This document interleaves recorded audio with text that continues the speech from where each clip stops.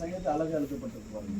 அப்போ இந்த சங்கீதத்தில் வந்து ஆரம்பத்திலே என்னன்னு போட்டுருக்குன்னு பார்த்தீங்கன்னா அவங்க இதில் உன்னதமானவர். அப்போ உன்னதமானவர்னா எந்த இடத்துல நம்ம போயிட்டு பார்க்குறோம்னா ஆலயத்தில் போனால் நிறைவே பார்க்கணும். ஏன்னா அந்த காலத்தில் ஆலயத்தில் வந்து நிறைவே பார்த்த ஜனங்கள். மோசையோட கூடாரம், அதுக்கு பிறகு சாலமன் கட்டின ஆலயம், அதுக்கு பிறகு யாரு கட்டினது? ஏரோது கட்டும்போது என்ன நடந்துச்சுன்னு பார்த்தீங்கன்னா புறஜாதிக்கும் சேர்த்து கட்டி விட்டாரு. அவர் பண்ண தப்பு அது. அவருக்கு தெரியாத எல்லாரும் உள்ள விட்டாரு. அங்கதான் ஏசாமி உள்ள போகும்போது, ஏசாப்பா உள்ள போகும்போது இது இதனுடைய அப்பா வீடு இன்னும் அந்த இடத்துல அவருக்கு பேசுறாரு. ஏன்னா அப்பா வீடுனால என்னன்னா அதுதான் ஆலயம். இப்போ நம்ம தேவனை சேர்ந்து ஆராதிக்கிறோம் பார்த்தீங்கன்னா அதுதான் ஆலயம். இதில் கீழே உள்ள வசனத்தில் பார்த்தீங்கன்னா அது அதனுடைய விவரங்களை பார்க்கலாம் பாருங்க.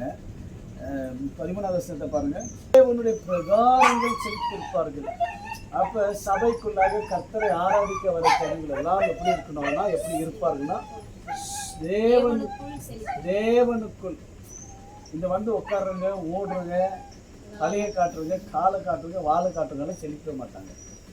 அவங்களெல்லாம் பற்றி கவலைப்பட தேவையில்லை. நாங்கள் இதான் வந்துட்டாங்க, ஓடிட்டாங்க, அதுக்குன்னே கலவரம் பண்ணுறதுக்கே வருவானுங்க, நோட்டை விடுறதுக்கே வருவானுங்க. என்ன இவங்க என்ன ஆராதிக்கிறாங்க, என்ன பேசுகிறாங்க, அவங்க பற்றி நமக்கு கவலை இல்லை. அப்போ சபைனா என்னன்னா அதில் நாட்டப்படணும்.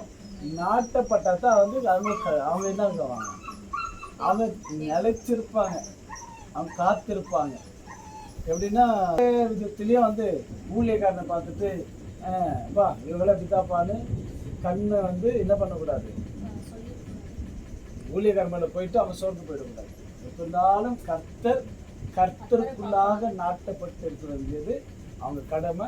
நாமும் அதுக்காக தான் நடத்தணும். அதை கழிச்சு நம்ம பார்க்கணும். நமக்கு தான் தெரியும் ஒரு ஆத்மா என்ன ஆகும்னு. ஆமென். அதனால் இந்த சபைக்காக என்னது கர்த்தருடைய சபைக்காக எவ்வளோ நம்ம உழைக்கிறோமோ வீண் போகாது. கர்த்தருடைய பிள்ளைகள் கர்த்தருக்குள்ளாக நாட்டப்பட்ட பிள்ளைகளுக்காக நம்ம எவ்வளோ உழைச்சாலும் நமக்கு என்ன இல்லை, நமக்கு இது என்னது நஷ்டம் இல்லை.